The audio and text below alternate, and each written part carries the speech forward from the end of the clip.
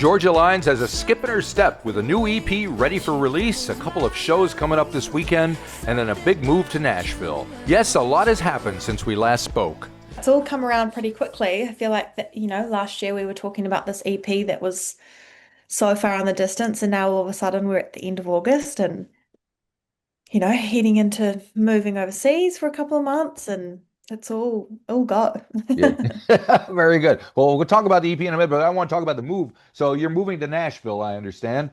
Yes. Why Nashville, and what do Hi, you plan on Nashville. doing when you get there? Hi, Nashville. Well, I actually I've spent a lot of time in LA and a lot of time in New York, obviously very different places and opposite ends of the country. Yep. Um, haven't really spent any time in Nashville, and I've, kind of heard the whisperings of lots of people that I know from both LA and New York moving into Nashville, and I was like, oh, that's interesting. This place seemed to keep popping up, and so it was kind of in the back of my mind, and I ended up applying for a Nashville Song Hubs a couple of months ago. And, at that point, I'd kind of been toying with the idea of going to Nashville for a couple of months and seeing, if I can seeing what it's like and doing a bunch of writing. And so I ended up getting into the Song Hubs and went over for a week, and I just loved Nashville so much. I loved the people, I loved the place. I felt like everybody was really friendly and willing to connect you with their friend who connected you with their friend. And it felt the opposite of gatekeeping, which, I've often felt when I've been in LA and you're kind of Uh, trying to just, hustle and prove like why you should be there. Whereas I just felt like there was this real ease. The Southern hospitality is very real in the South. and the food's good too. And the food's good. So I think a combination of all of those things and just being there, I really, really loved it. And so I thought, you know what, I'm gonna go to Nashville. I'm gonna spend the rest of the year there, and my hope is to just do a bunch of writing and be and meet new people and play shows and hopefully do some tours and bits and pieces over there. Yeah, So yeah, yeah. Because they're in Nashville, and especially in country music, which is not exactly what you do. They're all no. about the co-writing and the big room full of songwriters and all Yeah. that. Is that kind of what you're looking to try and do? Yeah, I mean, I think the more that I write with different people, the more that you kind of see that there's more alternative, different ways of doing things, and every person that you write with is approaches things differently because of who they are and how they kind of create. So I think I'm excited to do that. I really enjoyed kind of writing with the multiple people in the room.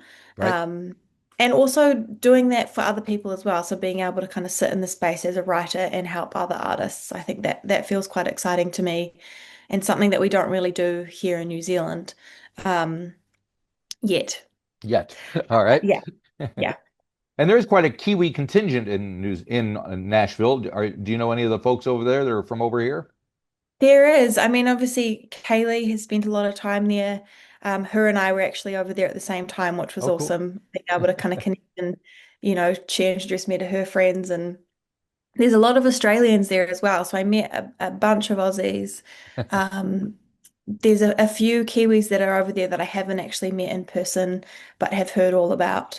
So yeah, I'm excited because I feel like when you're from this side of the world and you make the trek over to the States, you know, you kind of cling to the people that understand you, Yep. that aren't confused about why you're asking for a bin and what's a bin rather than the trash. Yes, the language barrier is real. I can assure Very you. much so. Yeah. I'm sure you'll be fine. Fingers crossed. Yeah, exactly. All right, so we got this new EP coming out, The Guest House. Uh, Yes. so five songs, a few of them we've heard already, so it's not a big surprise, but just tell me in general what motivated you to record these songs and put this out at this time. Yeah. So jumping back to Song Hubs again, I did my first Song Hubs here in New Zealand. Um, last year, middle of last year, or towards the start of last year with Brooke Fraser, and that was my first song hubs. I'd never actually gotten into one before. I'd never done one, and I met one of the writers that she had brought over from the UK, Matt Hales, who goes under the artist, writer, and producer name of Aqualung. Okay. She had brought him over, and I did a session with him, and we wrote Till the Music Stops together with Joel Jones. And there was just something about writing with him that I just really loved. I felt like we connected. When you find those artist writer ease relationships, it's like you got to kind of make the most of those when you find them.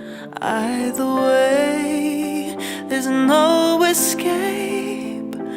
Leave me here to rest in peace, my disbelief suspended. Leave me dancing till the penny drops. I'll be dreaming till the music stops. I'm twisting and I'm turning, I'm learning what I'm doing without. I really loved working with him, and I remember saying to Mikey, my manager, like I really want to work with him again. Right. And he had been working or has been working with another artist that I really love called Olivia Dean for the last couple of years. And so I was just like, I really want to work with him. Can we, how do we kind of make that work? And so we ended up teeing up this 10 days of writing where I flew to LA and he flew from London to meet me. And we, had this dingy little studio in the middle of, I think it was Burbank. It kind of felt like someone's garage, Beautiful downtown Burbank. beautiful downtown Burbank.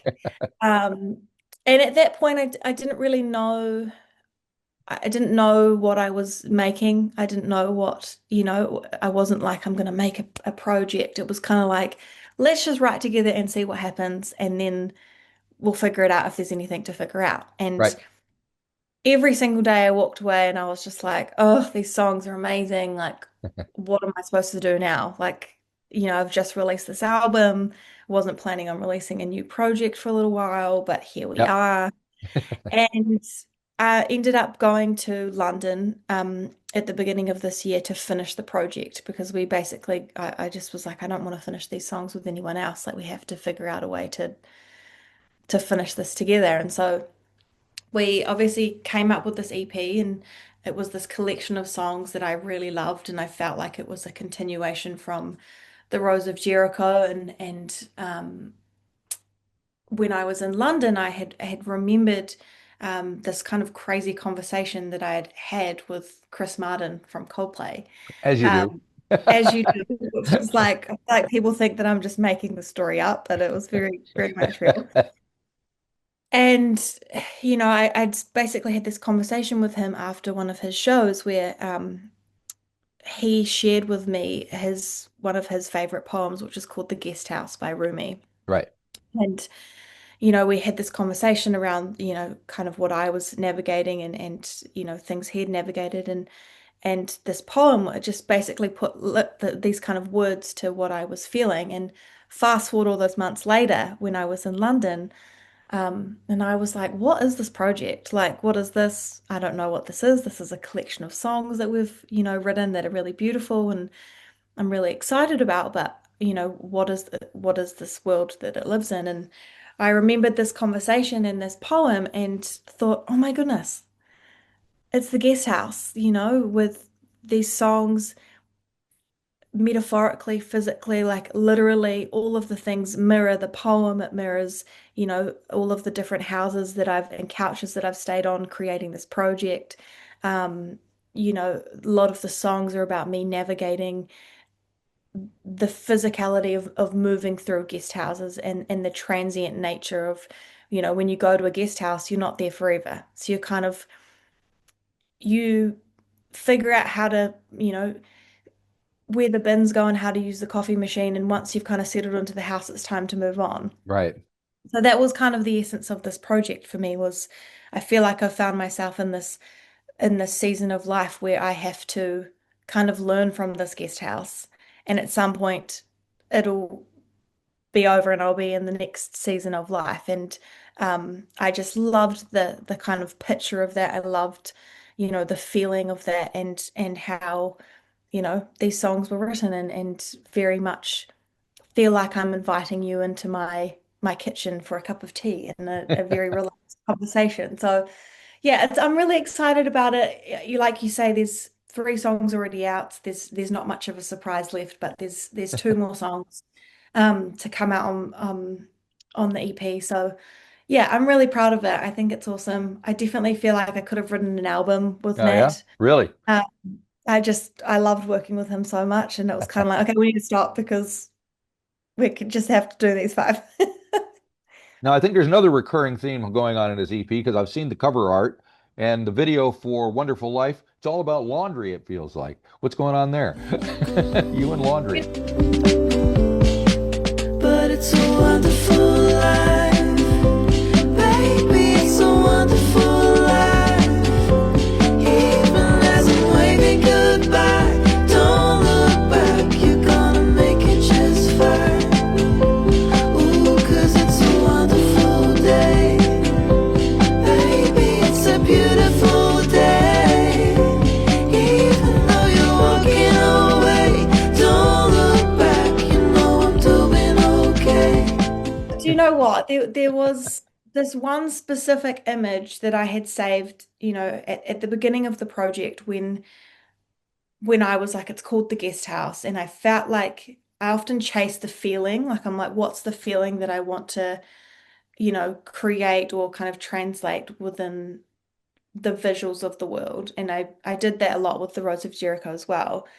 And there was this one image of this woman hanging washing, and I think it was actually a painting, and there was all these kind of shadows and bits and pieces, and I just loved the kind of feeling of looking at her and seeing that she was in her own little world, you know, hanging her washing, and it was outside and it was sunny, and so much of this project, all of the visuals was shot at this guest house in Matapihi, not Matapihi, Manawatu, Vanuatu. Yep. different places. And um, everything is kind of just me interacting with this guest house and becoming very comfortable in this space by myself and, playing Scrabble by myself and baking a cake by myself. I And saw the cake. It looked good. thank you. Hint, hint, it was fake. It was a polystyrene cake that we covered in icing. Um, yeah, so I think with the washing, there was no deep meaning like I love washing, Right.